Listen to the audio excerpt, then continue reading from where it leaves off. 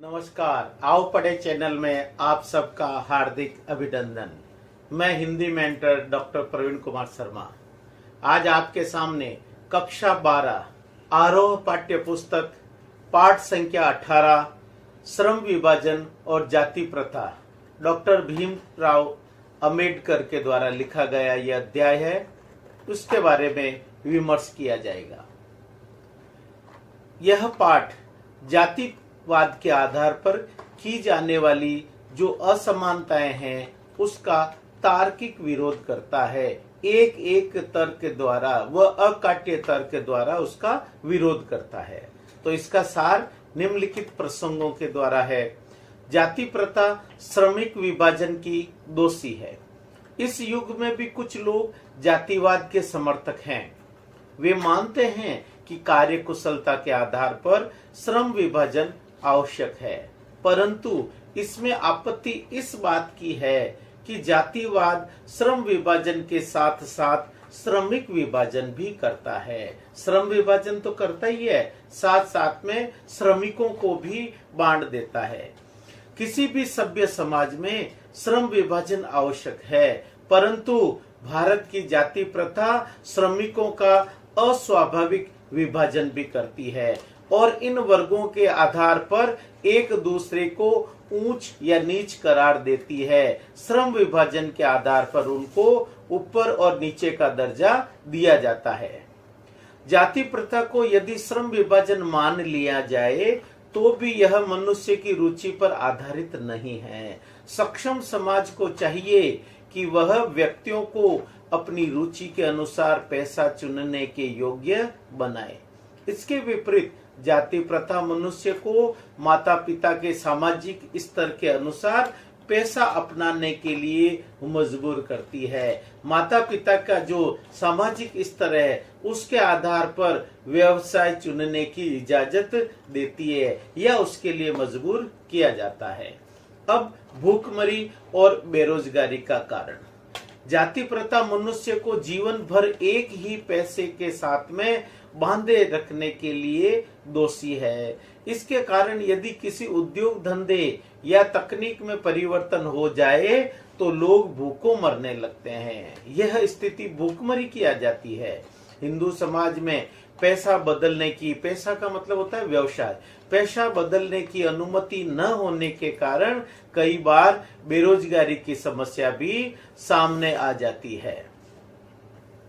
जाति प्रथा से किया गया श्रम विभाजन स्वेच्छा पर निर्भर नहीं होता है, क्योंकि वो तो जाति पर आधारित होता है। इसका आधार व्यक्तिगत रुचि न होकर पूर्व लेख होता है। परिणाम स्वरूप लोग विवशता के कारण अरुचि पूर्वक काम करते हैं और ऐसे लोग टाल मटोल मानसिकता के शिकार होते हैं। अतः उनका काम में दिल और दिमाग दोनों ही नहीं लग पाते। अतः जाति प्रथा मनुष्य की प्रेरणा रुचि को दबाने के लिए भी दोषी है। लेखक की कल्पना का एक आदर्श समाज। लेखक है वो किस प्रकार के एक आदर्श समाज की, जो भीमराव अंबेडकर हैं, उन्होंने आदर्श समाज के लिए क्या कल्पना की है उसके बारे में बताया है। लेखक की कल्पना का आदर्श समाज वह है जिसमें स्वतंत्रता, समानता और भ्रातृत्व का भाव हो। भ्रातृत्व में किसी को कोई आपत्ति नहीं हो सकती। समाज में इतनी गतिशीलता होनी चाहिए कि कोई भी वांछित परिवर्तन समाज में तुरंत सब तरफ फैल जाए। ऐसे समाज में सबका सब कार्यों में समभाग होना चाहिए। सभी लोगों का सभी प्रकार के कार्यों में भागीदारी होनी चाहिए। सबको सबकी रक्षा के प्रति सजग होना चाहिए। सबको सामाजिक संपर्क के साधन और अवसर उपलब्ध होने चाहिए। कहने का मतलब क्या है? पूरे समाज के अंदर समानता होनी चाहिए। किसी को बाध्यता के आधार पर व्यवसाय चुनने का मजबूरी नहीं मिले। अब है स्वतंत्रता का अधिकार।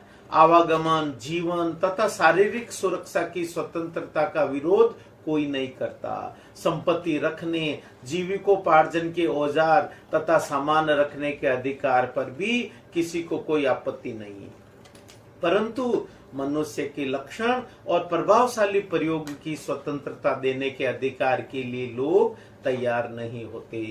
इसके लिए अपना व्यवसाय चुनने की स्वतंत्रता देनी होती है। इस स्वतंत्रता के अभाव में मनुष्य दासता में, गुलामी में जकड़ा जाता है। और दासता केवल कानूनी ही नहीं होती है, जहां दूसरों के द्वारा निर्धारित व्यवहार और कर्तव्यों का पालन करना पड़े, वहां भी दासता होती है। जाति प्रथा में भी अपनी इच्छा के विरुद्ध व्यवसाय अपनाने पड़ते हैं। अब इसका अगला बिंदु है समता या समानता। फ्रांसीसी क्रांति के नारे में समता शब्द विवादास्पद रहा है। समता के आलोचकों का कहना है कि सभी मनुष्य बराबर नहीं होते। यह तथ्य होते हुए भी महत्वपूर्ण नहीं है, क्योंकि समता असंभव होते हुए भी एक नियामक सिद्धांत है। मनुष्य की क्षमता के 3 बातों पर निर्भर करती है। नंबर 1 शारीरिक वंश परंपरा, नंबर 2 सामाजिक उत्तराधिकार और नंबर 3 मनुष्य के अपने स्वयं के प्रयत्न। प्रश्न है कि इन तीनों दृष्टियों से मनुष्य समान नहीं होते, परंतु तब भी क्या समाज को उनके साथ साथ असमान व्यवहार करना चाहिए? इसका उत्तर है असमान प्रयत्न के कारण असमान व्यवहार करना उचित है, परंतु उसमें भी उसको अपनी क्षमता विकसित करने के पूरे अवसर देने चाहिए। वंश और सामाजिक उत्तराधिकार पर भेद अनावश्यक। लेखक मानता है कि वंश परंपरा और सामाजिक प्रतिष्ठा के आधार पर असमानता नहीं की जानी चाहिए। इससे केवल सुविधा संपन्न लोगों को लाभ मिलेगा। वास्तव में प्रयास मनुष्य के वश में है। मनुष्य मेहनत कर सकता है, किंतु वंश और सामाजिक प्रतिष्ठा उसके वश में नहीं है। अतः वंश और सामाजिकता के आधार पर असमान व्यवहार करना अनुचित है। दूसरे शब्दों में सभी सदस्यों को अधिकतम उपयोगिता प्राप्त करने के लिए समाज में समान अवसरों के साथ समान व्यवहार का होना आवश्यक है। राजनेताओं के व्यवहार में समता, यह इसका अंतिम बिंदु है।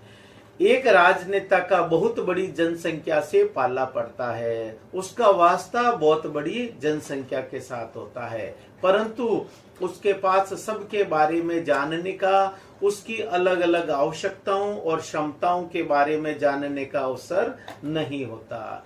अतः उनके लिए यही व्यवहार सिद्धांत उपयोगी है कि मानवता को ध्यान में रखते हुए सबको 2 वर्गों या 2 श्रेणियों में विभाजित न किया जाए, सबके साथ समान व्यवहार किया जाए। राजनीतिज्ञ सबके साथ समान व्यवहार इसलिए करता है क्योंकि वर्गीकरण और श्रेणीकरण उसके लिए संभव नहीं है। अतः यद्यपि समता एक काल्पनिक वस्तु है, फिर भी राजनीतिज्ञों के लिए यही एकमात्र उपाय और यही एकमात्र मार्ग है। इस प्रकार श्रम विभाजन पर आपने डॉक्टर B.R. अम्बेडकर के लिखे गए लेख के और उनके विचारों से आप अवगत हुए। इसके प्रश्नोत्तर के लिए नीचे दिए गए लिंक पर आप क्लिक करके इस पाठ के प्रश्नोत्तर प्राप्त कर सकते हैं। और इस बात का हमने इस बार विशेष ध्यान रखा है कि अतिरिक्त प्रश्नोत्तर भी इसके साथ में हमने सम्मिलित कर दिए हैं, ताकि आपका अध्ययन और अध्यापन निश्चिंता पूर्वक चलता रहे। आओ पढ़े चैनल के साथ में आप इसी प्रकार का सहयोग बनाए रखें। एक से बढ़कर एक वीडियो गुणवत्ता युक्त उपलब्ध कराना हमारा परम दायित्व है। नमस्कार।